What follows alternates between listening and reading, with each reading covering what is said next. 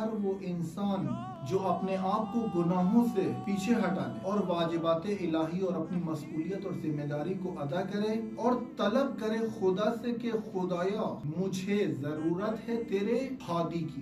جب آپ تشنگی اور پیاس کی کیفیت میں جائیں گے تو یہ پیاس کی کیفیت میں جانا ضامن بنتا ہے آپ کے لیے پانی کا۔ اسی طرح آج کے دور میں ہر انسان اور ہر مسلمان کی بالخصوص تشیع کی ذمہ داری ہے کہ اپنے آپ کو گناہوں سے باہر نکالے۔ اگر وہ حدود خدا اور شریعت کی حدود سے باہر نکل کے زندگی گزار رہا ہے تو اس حدود میں واپس آئے، توبہ کے ذریعے، استغفار کے ذریعے تقاضا کرے اللہ تعالیٰ کی ذات سے کہ خدایا مجھے تیرے ہادی کی ضرورت، مجھے ادراک شہودی عطا فرما، اپنے ہادی کے وجود سے میری روح کو، میرے نفس کو منور کر۔ ممکن نہیں ہے کہ خدا آپ کی اس دعا کو قبول نہ کرے۔ کیوں؟ کیونکہ جب خدا آپ کے نفس اور روح اور اس تطہیر اور تزکیے کی حالت سے گزر کر جب آپ کا نفس کچھ تقاضا کرتا ہے تو خدا کے خزانے خالی نہیں ہیں، خدا کے خزانے بھرے ہوئے۔ یہ ہدایت انسان اتنی مہم ہے، جب آپ خدا سے ہدایت اور ہادی کو طلب کریں گے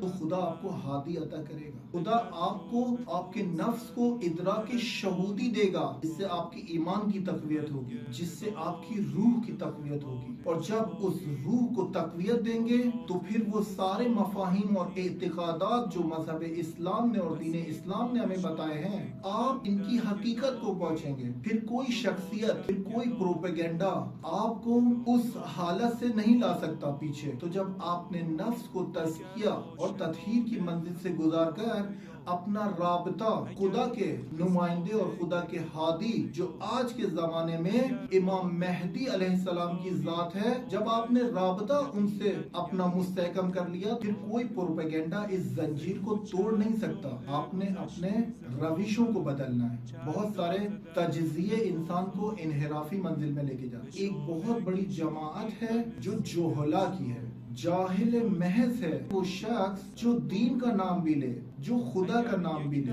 جو تبلیغ بھی کرے، جو لوگوں کو آگاہی اور شناخت بھی دے، مگر اس کی آگاہی اور شناخت اپنے زمانے کے امام اور خدا کے نمائندے سے منسلک نہ ہو۔